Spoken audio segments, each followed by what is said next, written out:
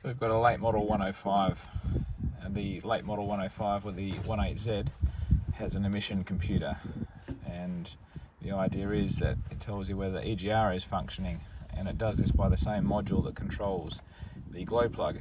And so it doesn't have to have a check engine light.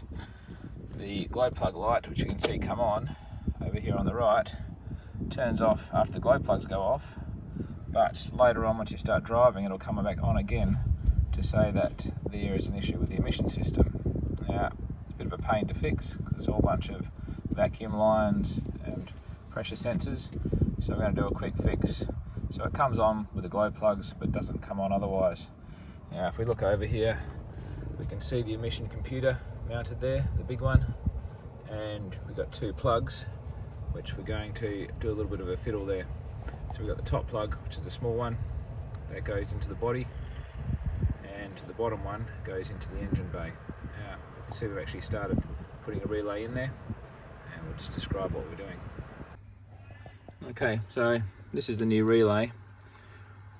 Now with all relays, there's a coil that gets powered. It doesn't require much power to do it, and that closes a magnet, and then contacts get pulled together. So on this one here, you can see there's two copper. This is a standard Toyota relay. There's two copper, so that's the closing relays, closing latches, and the other two activates the coil.